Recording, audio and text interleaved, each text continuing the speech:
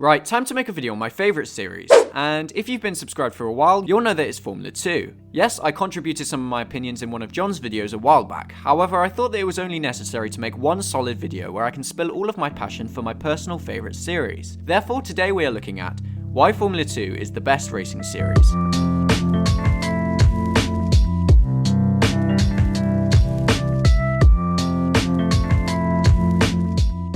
Formula 2 is pretty self-explanatory. It is the second quickest thing behind Formula 1, but that does not mean it's any worse than its giant overlord. As a matter of fact, I think that it's better. You don't say! I started watching Formula 2 casually in the 2017 season, however I really began devoting my time to it in 2018. I was immediately hooked by the abundance of racing and overall excitement that the series produced. I'd say that the 2019 season was where I really decided that Formula 2 was my favourite. I was lucky enough to witness Jack Aitken win the British Grand Prix at Silverstone in 2019, and the race was just amazing. The cars sounded incredible, looked incredible, and they were all certainly closer to one another than the Formula 1 cars were, which unfortunately meant that I wasn't able to read a 200-page novel between the cars going past.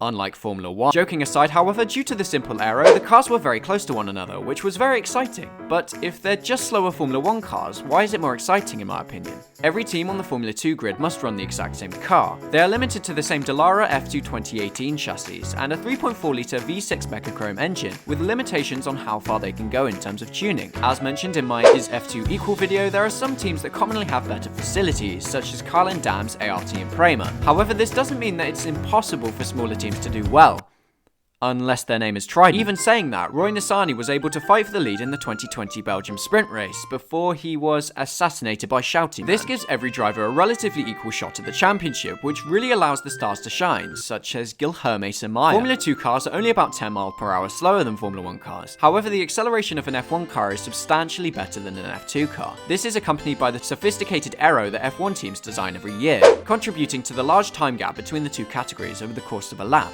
Furthermore, F2 cars are 10 kilograms heavier than Formula 1 cars, resulting in a power-to-weight ratio equivalent to a JCB 3CX excavator. However, the lack of aero in F2 is what makes the racing really exciting, since they aren't badly affected by dirty air. That's why we have an abundance of drivers fighting for the lead on any given weekend, which, come on, is better than having one man winning every single time. Yes, Formula 2 doesn't have the tech war that's prevalent within Formula 1, but it doesn't really need it. That's what Formula 1 is for. If you prefer watching the same quick teams dominating every single weekend, that's absolutely fine, but you should probably see a doctor. The F2 2020 cars looked incredible. The new 18-inch rims looked very nice, accompanied by the gorgeous Dallara F2 2018 chassis. I hand on heart believe that these are some of the nicest looking race cars in history, if history only means 2004 onwards. Arguably, the best thing about Formula 2 is the lack of dominance. We see a very large array of race winners every single year due to the fact that the cars are equal. A contributing factor to this is the reverse top 8, giving some of the slower drivers a chance to win in the Sunday sprint race, but more on that later. Furthermore, the champion of the series isn't allowed to race again the following year, which is the sole reason that I believe we'll only see De Leder for 1 year. This is why the likes of De Vries didn't remain with the series in 2020. Believe me, I'm certain that he didn't want to drive kettles with fan boost. Seriously though, this does make the title fight incredible every single year, and is one of the reasons I love the sport. The Formula 2 grid is full of people trying to prove their worth and advance to Formula 1, apart from the likes of De Leder and Samaya, who just have way too much cash lying around. This means that the drivers aren't afraid to try bold moves to get their name into the media, such as Raghunathan's sensational overtake at Monaco. Joking aside, however, the quick drivers give it everything week in, week out, in order to impress the big boys in Formula 1. That's why we see spectacles such as Yuki, Tsonoda, Mick Schumacher and Nikita Mazepin promoted to Formula 1. Watching the drivers go from a small Formula 2 team to Formula 1 is fantastic, since you already may have liked the driver. The weekend format is very good. Well, I mean, it was very good, but I'm not sure about the new format. In 2021, we are going to have 3 race weekends, reducing the calendar to fewer weekends. There will be 2 sprint races on Saturday that contribute to forming the grid for the feature race on Sunday, with qualifying remaining on Friday. I think it's too early to judge, however, as of now, I'm not too sure if I like the concept. However, I'm still sure that there will be some fantastic racing and championship battles, so it isn't going to change in that department. The sprint races really make F2 worth watching. Due to the reverse top 8, we see the faster drivers fighting through the pack, and new people people fighting for the lead week in and week out. However, I personally don't like the idea of sprint races in F1. Yeah, it works really well in F2, but that doesn't mean it should be applied to Formula 1, since the entire dynamic of the two categories differ substantially. But we'll see, eh? Formula 2 will never overtake Formula 1 in popularity and prestige, because if it did, it would defy the entire point of the series. This is one of the reasons that I really like it, because I suppose it's generally much more humble. Heck, the teams rarely even create merchandise. No matter how hard I tried, I couldn't find a Jack Aitken t-shirt in 2019. This means that Formula 2 typically focus everything into the racing, and it really does show. There's barely even a focus on the team's championship, with the drivers' championship being every single team's priority. Yes, this means that we get cases such as ART, who focus all of their time and effort into one driver, more on that here, but the majority of teams will give both of their drivers an equal chance. This brings us to my final point in this extended nerdgasm.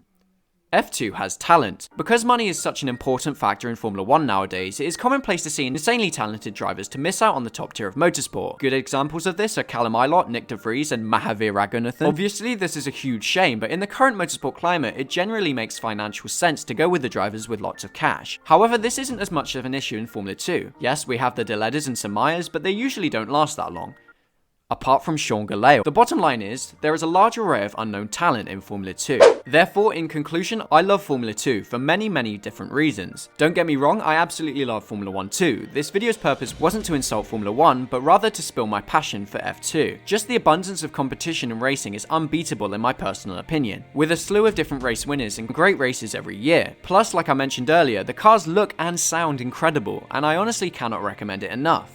Anyway, as always, they are just my opinions. Please let me know yours in the comments below. Which category is your favorite? Do you enjoy Formula 2? If so, why? If not, why not? Please let me know. Just want to reiterate the fact that everything mentioned in this video is my personal opinion and may or may not differ from other people's, and that's absolutely fine. Not everyone has to believe the same thing. Anyway, if you enjoyed this video enough to watch more, please subscribe to the channel, and if you do so, I will see you all in the next video. But until then, take care, and thank you all very much for watching.